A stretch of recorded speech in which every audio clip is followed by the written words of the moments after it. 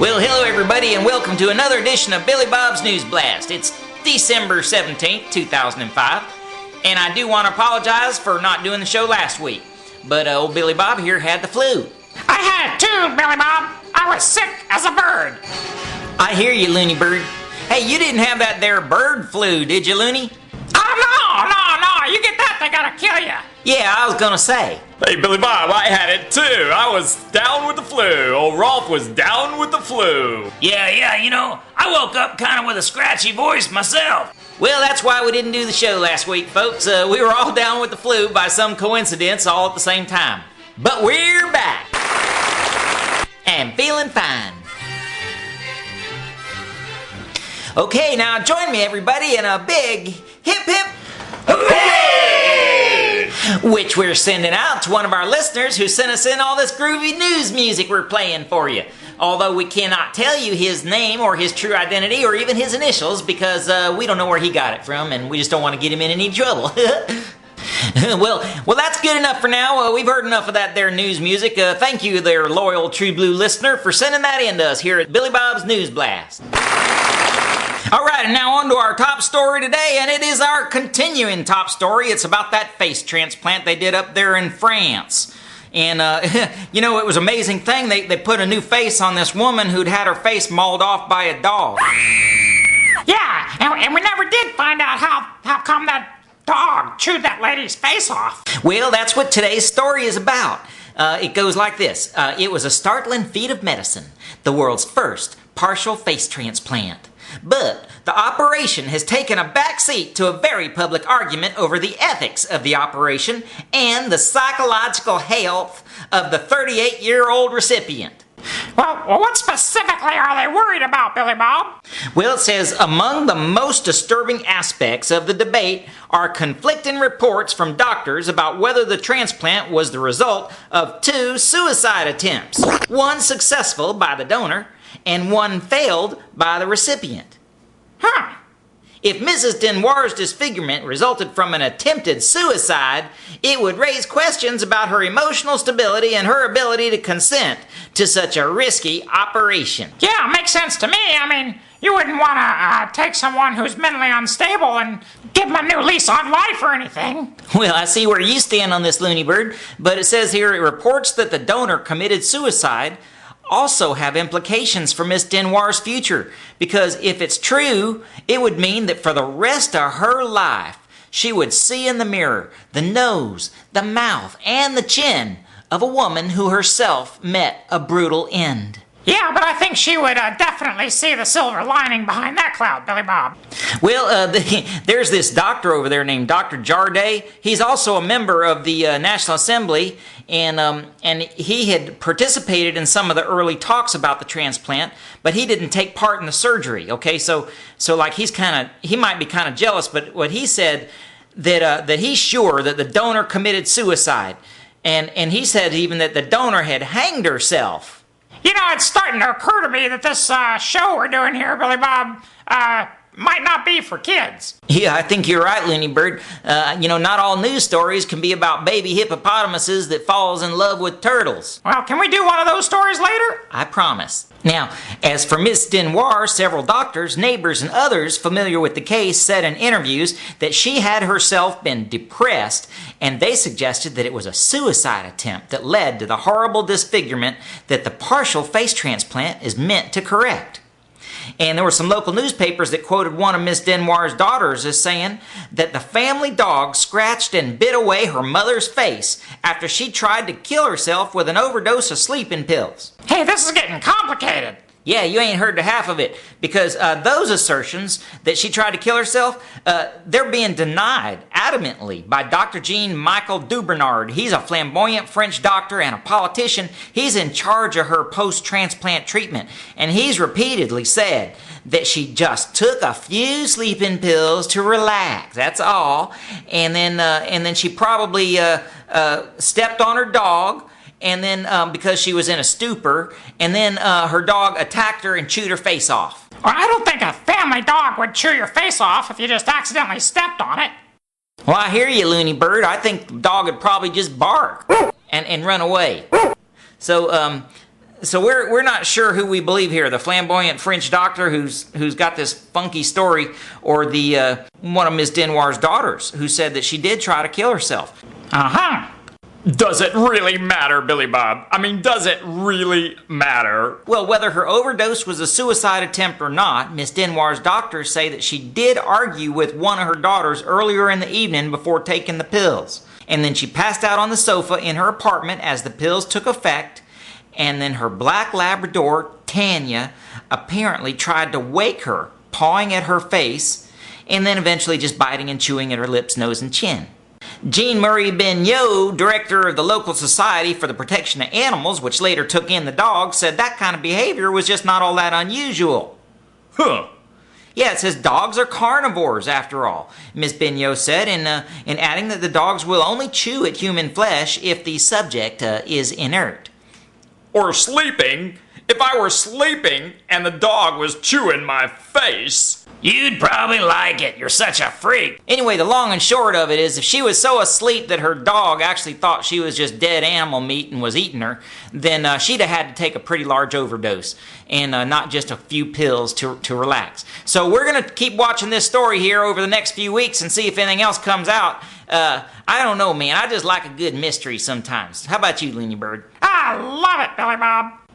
Well, all I know is that it seems like with all those doctors bickering, it's gonna be a long time before you can get a face transplant just because you don't like your face. Duh. Which makes me darn glad that Rolf's got a pretty face. Rolf, why do you have to end every news story with something conceited? It's in my contract.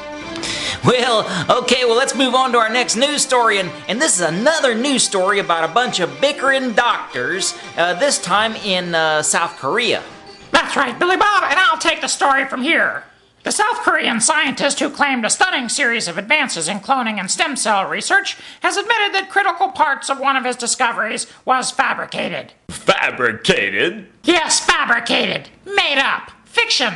All lies. Hey, didn't that guy also claim he cloned a dog? That's right, Earl, he did. And now they're saying he may not have even done that. Yeah, the first sign of trouble with this Dr. Huang came earlier this year when reports emerged that women who worked in his laboratory may have donated the eggs for an experiment in cultivating stem cells. And I suppose there's something wrong with that? Well, sure, Rolf, that's not ethical. Because, see, he could put pressure on his own employees to donate eggs for his stem cell research, and maybe they don't want to do it. And it's not a very pleasant procedure to donate an egg. Well, I wouldn't know about that. Yeah, I wouldn't either. Well, it's not too bad if you're a bird, but when you're a person, it's a pretty personal experience to donate an egg, and it's morally questionable, and for your boss to put pressure on you to do it is, above and beyond the call of duty. Well, as long as he paid him for it, I don't see what the problem is.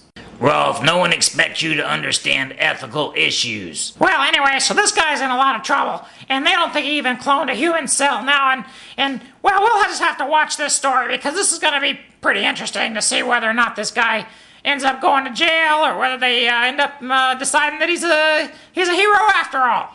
Yeah, all right, Looney Bird. We'll keep an eye on that story, too. So, what else we got here on the NewsBlast today? All right, I got one for you, Billy Bob. This happened in Canada. Some man there in Toronto has been acquitted of sexual assault charges against a woman because medical officials said he was asleep at the time. It sounds like a pretty good excuse to me.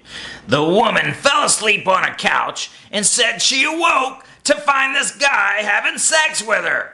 She pushed him off and then called the police. This guy, Ludecki, claimed that he fell asleep on the same couch and woke up when he was thrown to the floor by her. So he missed the whole thing. Apparently, they brought in a sleep expert, Dr. Colin Shapiro, who testified that Ludecki suffered from sexomnia, which is sexual behavior during sleep. I can't believe he missed the whole thing. Well, neither can these outraged women's groups, Rolf. Well, I think we all learned something from this one today, and I think that's that if you fall asleep on the couch with somebody, you probably ought to really know them pretty well. Next news story. Rap superstar Eminem told a radio show Tuesday that he is back together with his ex-wife and may even remarry her. Eminem, went through an ugly divorce and a custody battle over his young daughter with his ex-wife Kimberly Mathers as the Beaver. Wait a minute. Didn't he also say more bad things about her than I've said about Rolf? Yes, he did, Earl. You would have thought he'd have burned his bridges. And didn't Eminem make them rap records and call her names and say terrible things about her? Why, yes, Earl, he did. It was pretty shameful. Well, this could only mean one thing, Billy Bob. What's that, Looney Bird? Next, he's gonna be making up with his mother! You're probably right, Looney Bird. That'll be our prediction for 2006. Eminem makes up with his mother next. And he'll probably go out of business, too, because his fans really liked him being mad at his mom and his ex-wife, and now that he's made up, I don't know if he's going to have any fans left. We'll have to see what happens. Another great story we're watching right here on Billy Bob's News Blast. Well, there's a little city in Brazil where they don't have any more room for graves. And the mayor of the city has a solution. Ban death. That's right. If he gets his way, it will no longer be legal to die. And this Mayor Roberto Pereira del Silva, he has a proposal to the town council that says to ask the residents to take good care of their health in order not to die, and warns that infractors will be held responsible for their acts. That's absolutely crazy, Billy Bob. How can you outlaw death? I mean, what are you gonna do if somebody dies? Put them in jail? Well, that's a good question, Looney Bird. I guess we'll have to ask the mayor of that little town. In Spokane, Washington, an animal behaviorist says she has figured out what dogs are doing when they make excited panting noises while playing or anticipating a walk. She says they are laughing.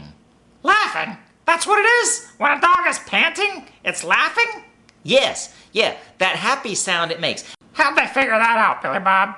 I don't know, them scientists, they got ways of figuring stuff out, and now that you know that, I guess you can figure out whether your dog likes your jokes or not. And now, here's that story about the baby hippopotamus that fell in love with the giant turtle I promised you. A baby hippopotamus that survived the tsunami waves on the Kenyan coast has formed a strong bond with a giant male century-old tortoise.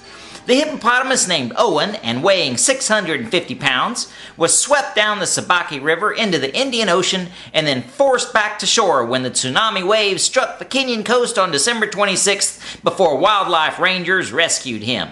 It's incredible. A less than a year-old hippo has adopted a male tortoise about a century old, and the tortoise seems to be very happy with being a mother. After it was swept and lost its mother, the hippo was traumatized. It had to look for something to be a surrogate mother. Fortunately, it landed on the tortoise and established a strong bond. They swim, eat, and sleep together. The hippo follows the tortoise exactly the way it follows its mother. If somebody approaches the tortoise, the hippo becomes aggressive, as if it's protecting its biological mother. Well, that's a sweet story, Billy Bob, and it sounds like a good one to end the news blast on. I would say so, Looney Bird. Yes, sir. Well, thanks for coming in today and listening to the Billy Bob's News Blast here with Looney Bird and Rolf and Earl. And we'll see you next week. Now, next week, is Christmas Eve. So we don't promise you anything, just like we never promise you anything. But who knows? Maybe we'll have some Christmas wishes for you. Until then, have a Merry Christmas. Don't eat too much chocolate. And try and stay away from nuts if you got nut allergies. But most of all, try to avoid people with sexomnia. We'll see you later, everybody.